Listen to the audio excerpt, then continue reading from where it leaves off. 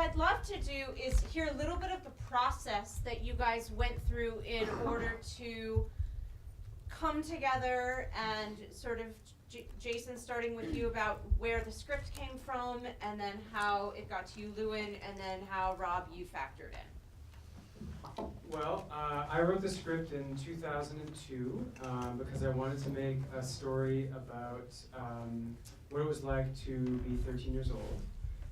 And I grew up, I was an army brat, and I played war a lot when I was a kid.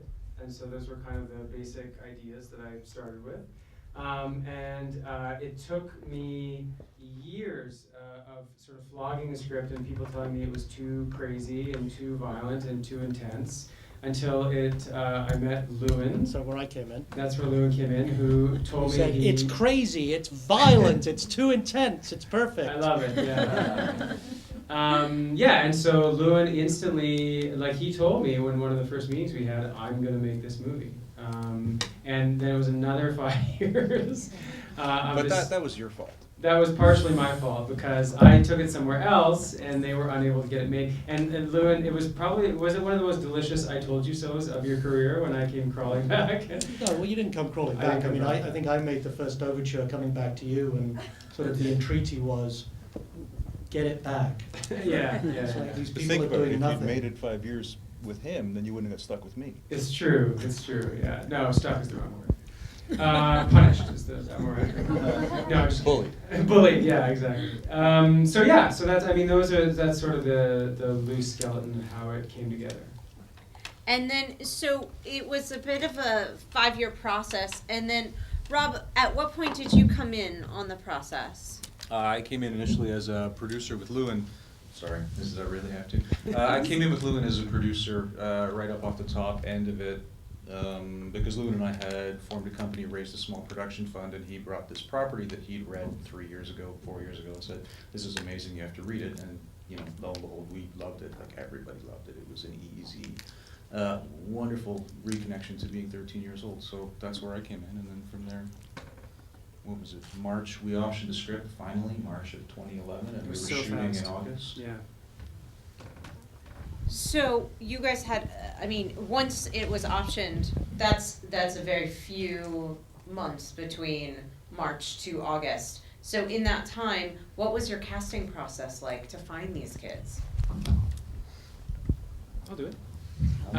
It was very straightforward. It's funny, we had this idea right at the very beginning that we weren't going to do a conventional casting. We were going to go find the real kids that were like this, because we knew that these kids actually existed. We knew there was the bully, and we knew there was the quiet nerd, and so we thought we'll just go to high schools and we'll just audition real kids. Yeah, because we wanted it to not be acted, and the subject matter was obviously something that seemed like it was pushing the envelope of... Yeah, we didn't want it to feel contrived. We didn't want it to feel like a Disney show. And so we went to our casting agent and told her this brilliant idea, and she said, please let me show you some kids before you try and do this, because I've seen people try to do this before. Let's just do a couple rounds of auditions. Right. And 3 40-year-old men apparently can really underestimate the talent and understanding of a bunch of 12-year-olds fairly easily. Yeah. Because at that point, I feel like we were considering them to be maybe 5 or 6, and even then, it's. Yeah, but then they all came in the room. Oh, yeah. And we looked at a whole bunch of kids, and we dismissed a whole bunch of kids and kept insisting we wanted to see more kids. And then, of course, we all thought about it and started asking for the first group of kids we'd seen to come back into callback and read alternate roles. And then inevitably, Stephanie Gorham was our casting director, and inevitably, almost to a character, we cast the kids whom she had initially recommended that we cast in those roles. And she was right, and we were fortunate, and we probably have the best cast in any film, at least any Canadian film, made in the last, dozen years. Totally. And one audition in particular that really stuck out for us was when Michael Friend, who plays Skinner, the kid who ties up Quan, came in and read. I remember Rob and I looked at each other and I said, that was like watching Travis Bickle from Taxi Driver. He just dropped the most frightening, intense audition.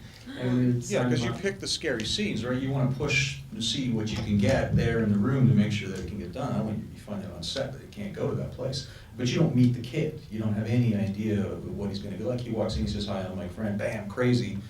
bye, have a nice day.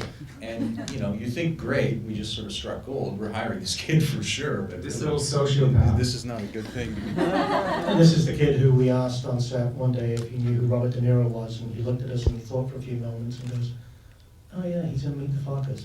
So, I mean, it really was, yeah. You had to go home and watch some movies. But sweetest kid ever, so friendly and polite and kind. But it's like- Nothing like his character. So, okay, once you get all these kids, now you've got them in a space together and you're about to ask them to do this script. What do you need to do to prepare them for this? Oh, they had already lived. Shockingly little. Yeah, shockingly. I mean, one of my goals with the script was to try and accurately reflect the emotional state of being 13. And so I guess I did that because they all got it instantly. Like they read the script and they were like, yep, we got it, you know? And we did a table read a couple of days before shooting. And at the table read, we were looking at each other like, oh my God, this is gonna work. Because even in the reading, even sitting in chairs reading it, we were like, they get it because I guess it's accurate. There was also the process of giving them the script and letting them take it, and with respect, Jason, you are older than me, but it was, you know, Jason, as he said, the script gestated for 8 to 10 years, and even the voice that Jason originally infused in the script was somewhat anachronistic even against how kids were speaking. Right. And so we really did let the kids workshop with it and come to us and play with it and make it sound like kids should play. Because you think there's any chance on earth we would have made a movie with 49 fucks in it? With 12-year-olds? No. This may come as a huge surprise to you, but children swear. They were so cool with the swearing. They were so, oh yeah, this is how we actually talk. And that's been one of the best responses we've ever had to the film, is screening it to groups of young people. And everyone talks about the nostalgic value of the film, but you screen it to, we do not have the younger demographic fully represented with us today, but you screen it to kids 13, 14, 15 years of age, and you know, you have a kid coming up to you, a young person coming up to you and telling you this is the first film that's ever spoken to me in a voice that I recognize and acknowledge as being mine. And it's a very satisfying experience, and that's credit to what Jason did originally with the screenplay and what we were all able to achieve in terms of the execution. Right in line with that though, there's also some pretty heavy issues that you guys confront in the script. And there's lots of different versions. You used the term bullying earlier. And it happens between friends in this film. It happens obviously a lot between Skinner and Kwan. But there are so many different instances. How did you guys work that out in the actual filming of it with the kids? Were there conversations about what was happening? I don't understand the question. No, again, I think it's just something they were so familiar with. I mean, that kind of passive aggressive. I have a 14-year-old daughter. She's here today. She's a huge fan of the movie. And it, you know, we have conversations about this all the time because I read her Twitter feed and it's nonstop passive aggressiveness. Right? No offense. Did you know that? You know he's reading your Twitter feed? She tried to block me, but I made her unblock me. The political machinations of 13-year-olds are nonstop, I think. And so there weren't many preparatory conversations because the kids recognized those relationships in their own daily lives. Yeah, these kids weren't typecast. I mean, there's a danger when this sort of thing plays well that they were like, oh, well, they just cast an asshole 12-year-old and that's why this works so well. But that's not what happened. And during the process of making it, like, none of the direction was ever be a bigger bully. In fact, we never used the word bully because this was happening probably for us in Canada 6 months before bullying was a sort of a button topic or an item even on the agenda. So you're talking about a cast of 12, 13-year-olds who inherently understood it. Being bullied, bullying other people, I mean, it was just, it's part testament to the writing. The script was excellent, but I mean, they did not need direction on that subject matter. Mm-hmm. I mean, there was just I don't know whether it's a positive thing. In our process, it was a positive thing, but it's a somewhat distressing thing that through their own innate social engagement, kids got it. Because this is something that they live with every day and they see it and it's just present in their world and their lives. I mean, it goes back to Jason's original screenplay. He captured that. It was one of the motivations for me personally why I wanted to make the film, because it was representative of that. And the kids got it. they understood, because it spoke to them. Earlier, the reason I gave you the look is you made the almost anti-Disney comment, but I mean, Jason once made the comment that he was trying to make an anti-Disney film, and I had to cower when he said it, but it's, but he's right in many respects, because it's, I mean, I'm not going to cast any negative aspersions or anything of that sort, but I will. that's why If you I'll want, give you the I mic. Yeah, but it's wonderful as they are, they're not necessarily representative of the truth for so many people and so many of our young people. So at this point in time, I would love to open it up to you guys to see if you have any questions for our filmmakers. Great. So I grew up playing war, Mm. and this movie kind of, you know, resonated in that sense. And I'm curious what you. They don't, just try and We'll speak really repeat- we'll loudly. repeat the We'll question. repeat the question. What I was saying is that, you know, I grew up playing war, and this movie resonated with me when I watched it, in that sense of it almost kind of made me a little uncomfortable, because I remember being in those positions where I had no concept of bullying or being bullied, but in hindsight I recognized the behavior in myself, and I'm curious, what did you learn from this experience, watching how naturally these kids took to these themes? Because it was hard. Like, it was like there were points at which I was like, please don't kill him. Please don't. I mean, I was waiting for one of the kids to die. I really, truly was. I was waiting for one of the kids to get hit with a rock, fall over dead, and this whole movie just goes in a whole different direction. And I'm actually kind of glad that it didn't, because I don't know that I would have been able to deal with I don't know that. that you would want to watch that. I don't know movie. that it would have felt a little bit overly Wouldn't wanna make that voyeuristic. movie. We Yeah, didn't but- want to make that movie for sure. Yeah. And I think that was, yeah, I mean. Different movie. But it's also It been a would've been long totally different time movie. since I've watched the movie and been worried that Quan was under a board and this might go that far and, Yeah. and he might die. So for me, that reaction is a step away from, I remember the first time I heard an audience realize that this kid was in jeopardy and he could die. And I remember feeling that when I read the script and didn't, but I mean, you know, that was 3 years Yeah, ago. the movie's not supposed to be about an exceptional, out of the ordinary day. It's supposed to be about a day in a typical day in the life. And while the torture sequences are not something that might happen every day, the idea was that they represented the emotional intensity of being that age. You know, like, and as I've said so many times, when a girl says she doesn't like you at that age, it's the end of the world, right? And I remember very acutely what that feels like. When do you grow out of that? Right around the time you get married. So, wait, does that come out wrong? Jason's wife is also with us. Was with us. She's talking out.